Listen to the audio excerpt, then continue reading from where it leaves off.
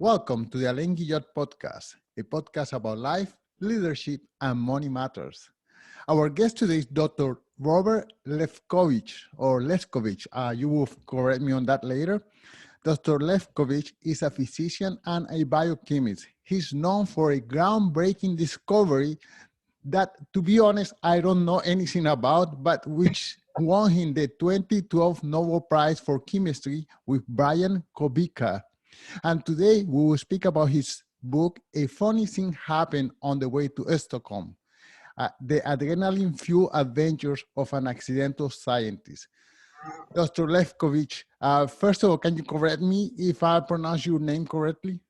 I would say it's close enough. There's an expression, close enough for government work. So, right, that's what I'll say.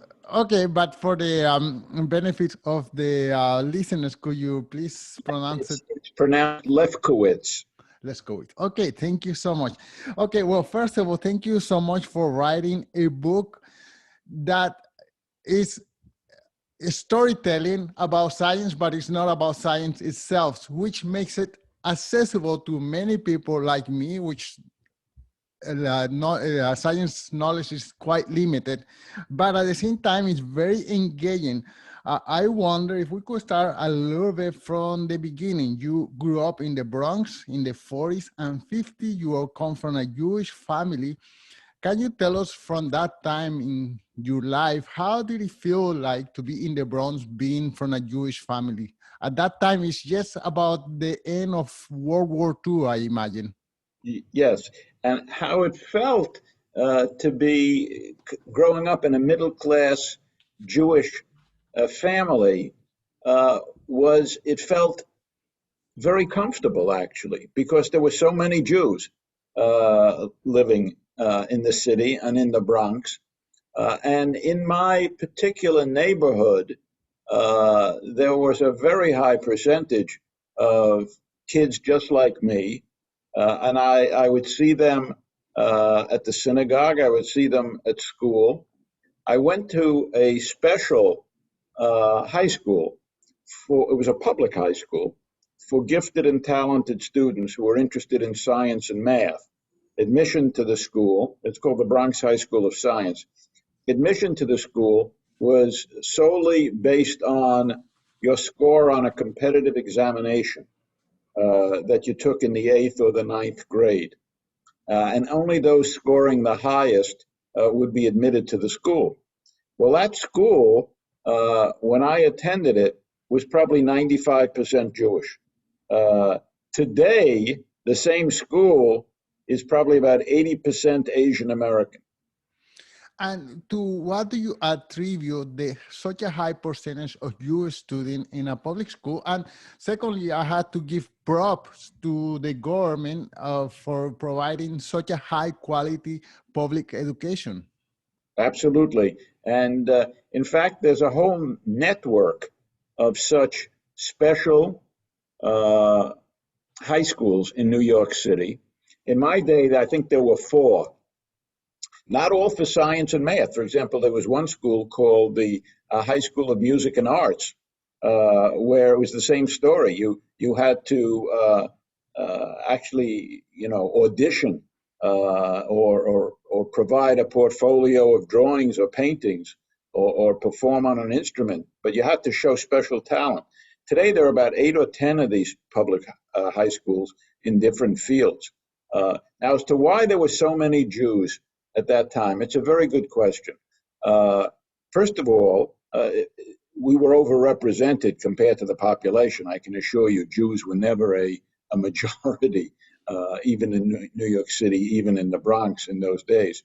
But I think the culture, the immigrant culture from which we came, we were basically all descended from families that had immigrated from Eastern Europe.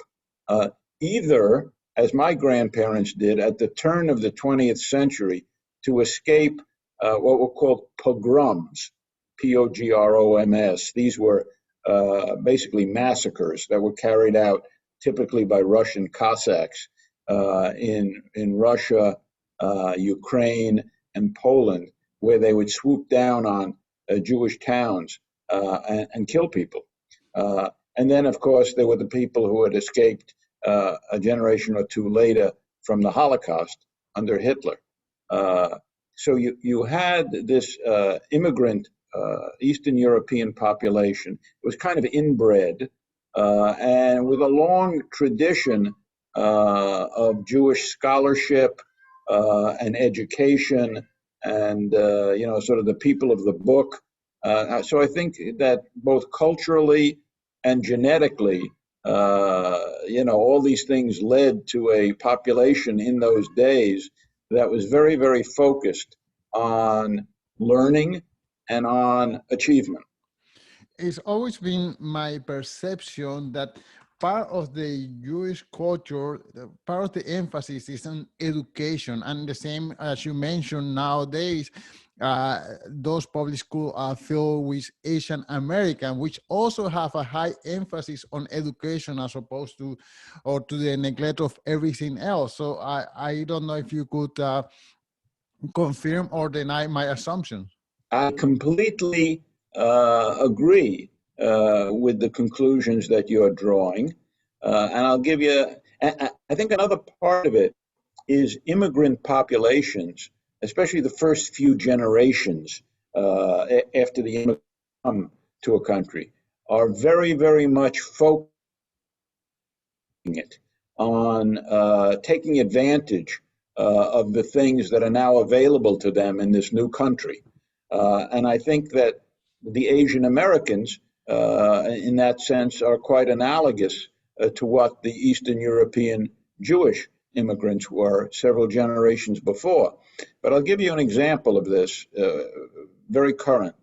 Next week, I will be speaking to 20 high school seniors who were the finalists in a competition called the Bio Olympiad. I never heard about this before, but apparently they compete by taking exams and maybe they present projects. I don't even know. It's like an Olympics, if you will, only they're competing intellectually. At this ceremony that I'll be attending virtually next week, they will be declaring who the winners are, who the gold and silver and bronze medalists are. And I'll be giving a talk to them. There are 20 finalists. By going by their names, I count 19 have Asian names. I mean, it's overwhelming. Overwhelming. I live in Montreal, which is a French-speaking province, and I was taking French classes at one time. And in those French classes, there are many Francophones who joined it just to earn an easy A.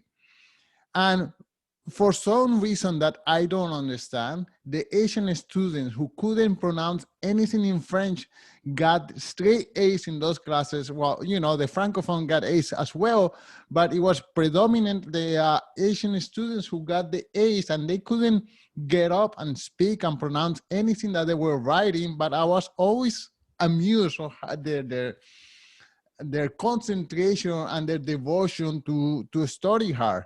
Yes, absolutely. And I can tell you, as a professor, even though I'm in the medical school, I have a lot of contact with undergraduate students who work in my lab. And it's mostly Asian Americans. And as a group, they are extraordinarily bright. And their grades and their scores before they got to Duke, their scores on the aptitude test, the SATs, are just like off, whatever. Okay, well, moving on to your story, you had another edge. I mean, you were bright, you passed these exams that got you into this high school, but you had the edge that you had a caring father and mother. And we live in a society where, I don't know, that I think that's rare. And I tell you, my father was involved in drugs. He had different wife. I took a genealogy test not too long ago, and I discovered that I have brothers and sisters that I never even knew about. So, my father was never around for me. And well, I mean, I made whole bunch of mistakes in my life because I didn't have like a role model to help me out. But your father was there helping you make mathematical problems or tricks in your mind in order to pass this exam. So I wonder if you could just say a word or two about the importance of having a caring parents in your house. Well, I think, it all comes down to role models. When I think back on it, uh, the family I grew up in could have been one of these model families on TV, that you see in a series. My parents were always there for me. Uh, as you said, I was closer to my father than my mother, but he was always there for me. He would do everything, anything he could for me. Uh, I tell the story in the book how, although I was always a top student, I was not a gifted athlete. And when I was, I think, in junior high school, I was having trouble in the physical education class because there were certain tests that you had to pass phys ed. One of them was you had to be able to climb a rope all the way up to the top of the gymnasium. And the other one was you had to do certain tumbling things where you would leap over a couple of your classmates who were lying down. You had to leap over them and tumble. I couldn't do either of those things. So what did my father do? He bought a rope. We had a summer place that we used to go to. He bought a rope, tied it to a tree, and he just worked with me. Not that knew what to do. And one way or another, we figured out how I could climb the rope. And the same thing with the tumbling. In our little apartment in the Bronx, he set up pillows to represent the bodies I had to leap over. He put sheets down so I wouldn't injure myself. And together we figured it out. I mean, that's just an example. And for these tests, as you said, he was an accountant. He was very, very facile with numbers. And he would teach me all kinds of tricks to solve equations and things like this. He was just always there for me. A very, very sweet guy. And alas, he died young from heart disease. He was only 63, and I was 25 when he passed away, and that was a big blow. But at my graduation from medical school, uh, and he would die only 2 years after that. At my graduation from medical school, he said to me that my graduating from medical school was the proudest day of his life. And I remember thinking to myself in recent years, if my graduation from medical school was the proudest day of his life, what would he have thought if he had lived to see what came after, including winning the Nobel Prize? And by the way, when he died, I was just beginning in the lab and I hated it. So as far as he knew, I spent my life practicing medicine. I mean, he didn't even live to see me become a scientist. Okay, and unfortunately, your father died, and he had many cardiovascular problems, and part of it was his diet. And you yourself, you had a kind of like a poor diet of eggs and steaks. Right, exactly. And I mentioned that because I'm a vegan and I eat vegetables and fruits. So I wonder if you could say one or two words about the proper nutrition that is idea for our heart, well-functioning heart.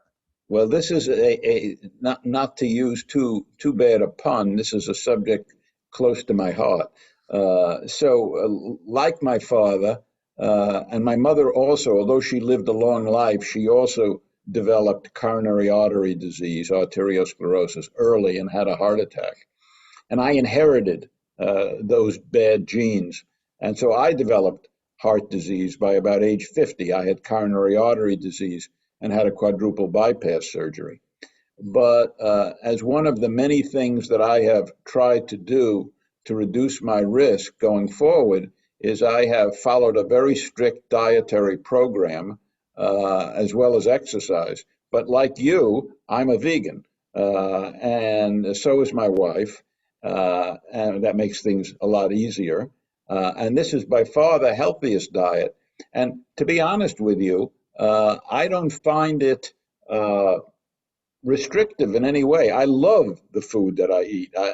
Anybody who'll listen, I will go on for hours about all the delicious food that I eat. But there's no doubt, and there are many studies that show that your cholesterol level, your blood pressure, everything else is better if you follow a primarily vegetarian diet. So you are doing the right thing, and I hope that will help to insulate you from the kinds of cardiac problems I faced because of both my genes and, alas, my poor, very Western type diet.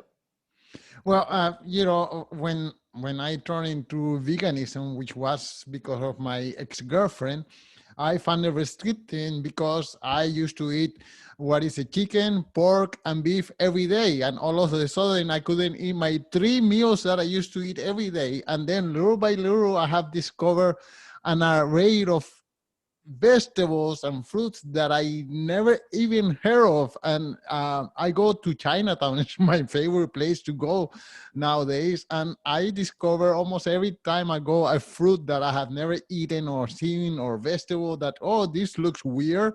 I wonder what it tastes like.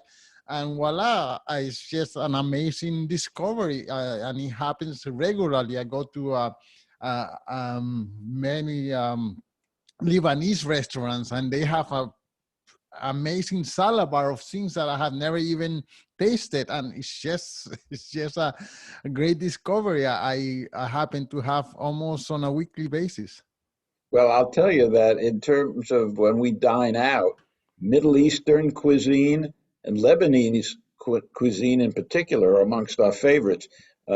People often think that following a vegan diet is there's no way to get protein. But nothing could be further from the truth. I mean, things like beans, legumes of all kinds, nuts, seeds, loaded with protein.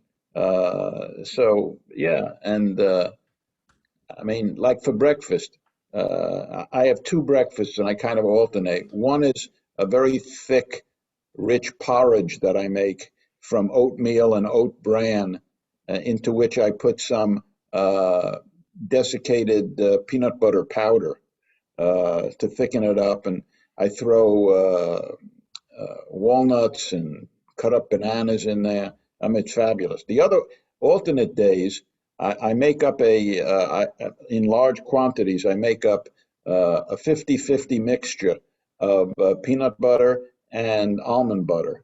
And I get this at Whole Foods. I buy the two nuts, nothing else in the mashed up nuts, salt, no nothing. And I just mix those two together and I slather it on bread. So good.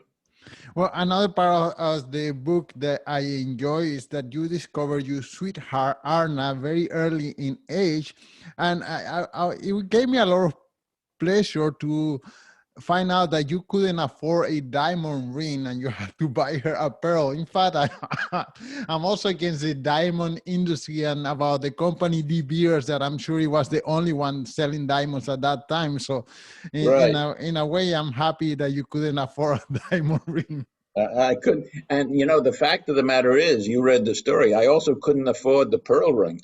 The only reason I was able to buy the pearl ring is that there was another guy in my graduating class from Columbia University. This is my undergraduate graduation. There was another guy in the class with the same name as me, Robert Lefkowitz. He had a different middle initial. And a couple of weeks before graduation, I got a note from the bursar to say that my fees were overpaid and they were refunding me $250. And I took those $250 and bought that pearl ring. But then a couple of days before graduation, the bursar calls me back, says it was a mistake. The $250 was for the other Robert Lefkowitz. And if I didn't return the money before graduation, I wouldn't get my degree. And there was another, so what am I going to do? I had already spent the money. But my father bailed me out, gave me the $250, and that was the end of it. Okay, this leads me to ask you, first of all, how do you afford your education? And secondly, if you had any thoughts about the student debt epidemic that we have nowadays, to achieve your level of education nowadays, a person will have to easily get into $200,000 or $300,000 of debt. I don't know how sustainable that is, or how easy it would be for someone to say, oh, maybe I'm not into medicine anymore. I want to do something else. But now they are imprisoned by their debt. You are absolutely right again. I think that this is a terrible problem. In my day, what happened to me is my parents, I was from a middle class family of very modest means. My parents had relatively little savings. My first year or two of college exhausted my parents' savings, and then I went on scholarships. But still, they didn't cover everything. And so I took out loans, and my parents took out loans. I don't really know how long it took them to pay off their loans. I know I was still paying loans well after I was married and had a family. Of course, I married, as you know, very young. But today the problem is much worse because the expenses of a college and a medical school education are just outrageous. I have a granddaughter, one of my 6 grandchildren, who will be beginning as a freshman at Duke undergraduate this coming semester. And I had kind of lost track of what the expenses were, but basically everything, that is to say, tuition, room, and board for 1 year at Duke is now $80,000. So for 4 years, if there were no increases, that's $320,000. I mean, except for very, very wealthy people, nobody has that kind of money. So it's a real problem. And especially that's just for college. Now, if you're going to go to medical school, then it's compounded even further. And I think you're right that for a lot of people, first of all, I think they are dissuaded in some cases from going into a career like medicine. And then where it's particularly acute are for people like me who are what we call physician scientists, because the training for that is even longer. You have to not just become a physician, you have to spend years in the laboratory learning how to do research. And while you're doing that, you're not making a lot of money. I mean, you're making some money, but it's like as a trainee. So yeah, and there's data on this. People have done studies, and there's no doubt that the huge expense involved in becoming a physician scientist are dissuading many, many possible future physician scientists from pursuing that career track. And this is a real problem. I think with the pandemic, we've all seen the enormous importance of physician scientists, like quintessentially Tony Fauci, who, by the way, is a good friend of the two of us together in the book. Yeah, so the question is, where Fauci is going to come from if people are too expensive and it takes too much time. Okay, well, unfortunately, we are coming to the end of the interview, and I cannot stop this interview without asking you to explain to us what is it exactly that you won your Nobel Prize for, because I tried to read about it, and I still didn't get it. So I wonder if you could explain it in layman's terms. I'm gonna explain it, and you're gonna get it. I promise. So, all the processes that go on in our body, the beating of our heart, the digestion of our food, our thought processes, are all controlled by hormones and neurotransmitters. And when we're sick, you need to add to that drugs. For example, consider a drug, adrenaline, which stimulates the heart. If somebody has a cardiac arrest and their heart stops, we give them adrenaline. If somebody is having a severe asthma attack and their airways are constricted down and they can't breathe, we give them adrenaline to make the airways get bigger and bigger. So the question is, how does the adrenaline know to work on your heart and on your airways and not to work, say, on how you smell or on how you digest your food? And the idea that I got into my head early in my career was that there must be specific sites on the cells to which adrenaline would bind. Think of it as a lock and a key. So the key would be adrenaline, and then only those cells that were going to respond to adrenaline would have like would have locks on their surface. And just like a key has to fit exactly into a lock by a complementarity in structure, the adrenaline would fit into this thing. And people had thought of this, but it wasn't a very popular idea. And the name for such locks is receptors. In other words, the idea would be that there would be receptors for something like adrenaline, and for lots of other things, like, say, histamine or dopamine or insulin or other things that you've heard of. But there was no proof they even existed. So what I did is, and there was no way to study them. So I developed a whole bunch of new techniques that allowed me to prove that there were such receptors, such locks, specifically for adrenaline. And then I was able to isolate these things and show that they were proteins. And I was able to take these protein receptors out of the cell. I was able to purify them, figure out what they were, what their structure was, etc.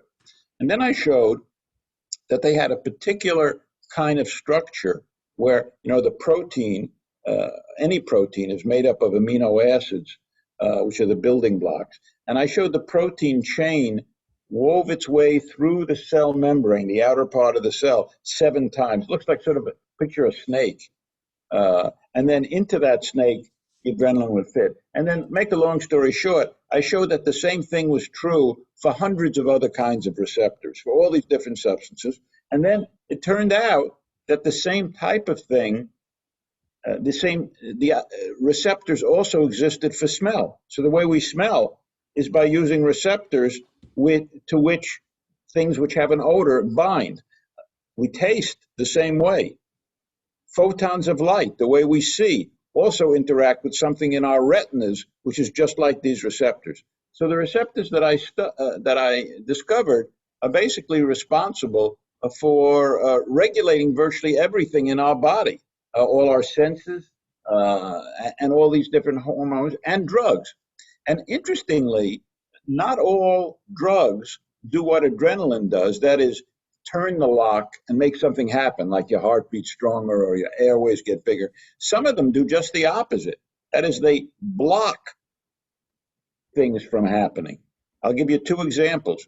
And when we're talking about blockers or antagonist drugs, picture that a key fits into the lock and it breaks off. So now there's a piece of the key is in there. So nothing's happened because it hasn't turned.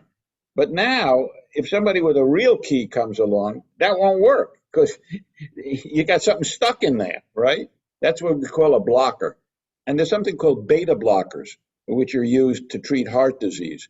And what they do is they fit into the same receptor as adrenaline, but they don't turn that lock. But they prevent adrenaline from working.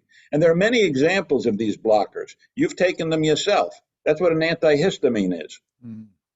So histamine is a substance that our body makes. If we have too much histamine, we get hives, right? You get allergic to something, you break out. That's due to histamine in your body doing that, okay? The way histamine works is through its own lock, its own receptor, okay? Antihistamines are drugs which fit into that receptor, and they block it. Now the histamine can't do it. The histamine receptors are part of this very large family of receptors that I discovered. And in fact, today, it turns out that about 1/3 of all FDA-approved drugs in the United States are drugs which target this family of receptors that I discovered, either as stimulators, we call them agonists, or as antagonists, blockers. Now, do you understand that? Well, it certainly have increased my curiosity, and yes, it cleared a lot of the fog that I had in my mind. So I'm bet that if I go and do a second round, I'll be able to understand better. So thank you so much for that explanation. Now, just the last question: how did Randy Hall convince you to write this book? Well, that's a very good question. So, as you have learned even from this brief encounter we've just shared, I'm kind of a raconteur. I love telling stories. I love hearing stories, and telling stories is a big part of what you do in science and in medicine. You have to get elicit stories, etc. So for years, I've been regaling anybody who would listen, and some who didn't want to listen, to my stories, especially all the hundreds of people who worked with me. And so for years, people have saying, Bob, you got all these great stories. You got to write them up. Well, I never would have found the time. But this guy, Randy Hall, worked with me as a postdoctoral fellow in the 90s. He's now a full professor of pharmacology at Emory. So he's a big basketball fan, a big Duke basketball fan. And he was visiting a few years back to see a game with me. And we were having dinner together. And he pitched me the idea of writing the book. I said, no way, Randy, I'm never going to do it. He says, look, I'll make a deal with you. We'll do it together. You'll tell me your stories. I'll record them. We'll go chronologically. And then I'll write them up. And then chapter by chapter, I'll write it and send it to you. You can edit it any way you like. And we'll see if we can put it together as a book. I said, well, I don't know. Let me think about it. But he was very insistent and persuasive. And so finally, I just said, yeah, let's do it. It'll be fun. We'll do it together. So for about a year, we talked about 2 hours a week. He recorded everything. And then we put it together. But without his, first of all, instigating the project, and then actually writing the first drafts of every chapter, there's no way it would have happened. But the stories, they're all mine. But for those who are going to watch the show, let me hold up the book. Here it is. A funny thing happened on the way to Stockholm. And anybody who wants it can find it on Amazon or Barnes & Noble or in your bookstore. Probably easier to get it online. But you obviously enjoyed it, and I think other people will too. Well, it is very easy to read, and it's easy to understand, even though it's coming from a scientist. And I appreciate it so much. It's give us a window into the struggle of a scientist, and not everything have been given to you in a platter. You had to work hard for some of your achievements. So it gives us hope that for someone who is willing to put up the work, they can achieve great things. So all that to say, thank you so much for your time. I really adore this conversation. Thank you so very much. And when it's posted, please send me a link. Thank you, sir. Okay. Bye-bye.